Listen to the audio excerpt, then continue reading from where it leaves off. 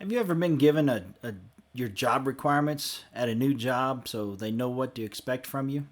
I think all of us who have a job have, and it's very rare that you'd be hired in without being told what's expected of you.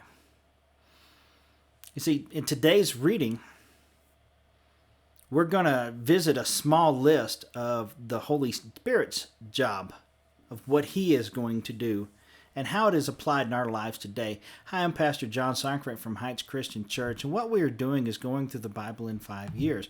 We invite you to join us wherever you are by subscribing to our YouTube channel. 6 days a week, we will read a small part of the Scriptures and pull just one thing from that portion to help us be more like Jesus. And then on Sunday, our services will be online, right here on this very channel, and our sermon will be over the material that we read during the week. So in today's reading, Jesus tells His disciples that He is leaving, but He is not leaving them alone. There will be a helper who will come to assist them. So let's begin as we read John chapter 16, verses 5 through 16. But now I am going to Him who sent me, and none of you asks me, where are you going? But because I have said these things to you, sorrow has filled your heart. Nevertheless, I tell you the truth, it is to your advantage that I go away. For if I do not go away, the Helper will not come to you. But if I go, I will send Him to you. And when He comes, He will convict the world concerning sin and righteousness and judgment. Concerning sin, because they do not believe in me. Concerning righteousness, because I go to the Father, and you will see me no longer. Concerning judgment, because the ruler of this world is judged. I still have many things to say to you, but you cannot bear them now.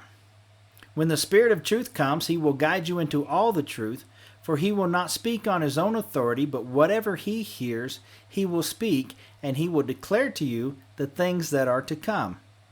He will glorify me, and He will take what is mine and declare it to you. All that the Father has is mine.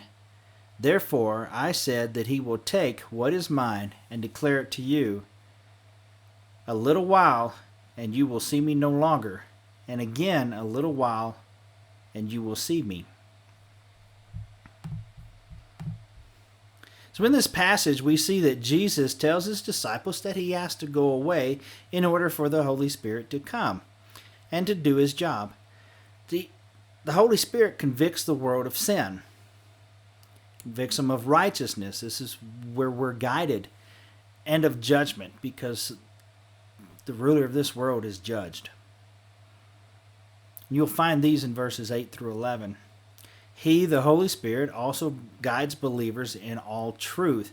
That's found in verse 13, and He glorifies Christ, which is found in verse 14. But that is not all that will be done by the Holy Spirit.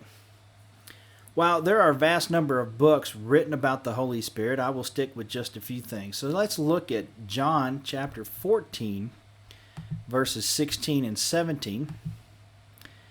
And I will ask the Father, and He will give you another helper, to be with you forever, even the Spirit of truth, whom the world cannot receive, because it neither sees Him nor knows Him.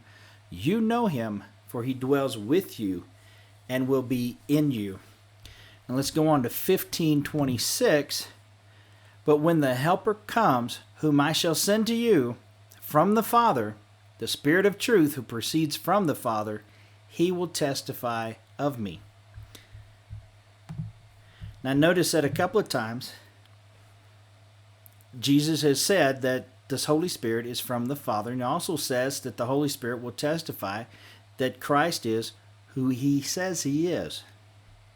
See, in Acts on the day of Pentecost, the Holy Spirit caused the believers to speak in other tongues, that is, languages other than their own. In 1 Corinthians 12, Paul describes the different gifts of the Holy Spirit, and these are just a few, that believers may receive. And let's look at that real quick. It's 1 Corinthians 12, verses 4 through 11. There are diversities of gifts, but the same Spirit. There are differences of ministries, but the same Lord. And there are diversities of activities, but it is the same God who works all in all. But the manifestation of the Spirit is given to each one for the profit of all. For to one is given the word of wisdom through the Spirit, to another the word of knowledge through the same Spirit, and to another faith by the same Spirit, to another gifts of healing by the same Spirit, to another the working of miracles, to another prophecy, to another discerning of spirits, to another different kinds of tongues, to another the interpretation of tongues.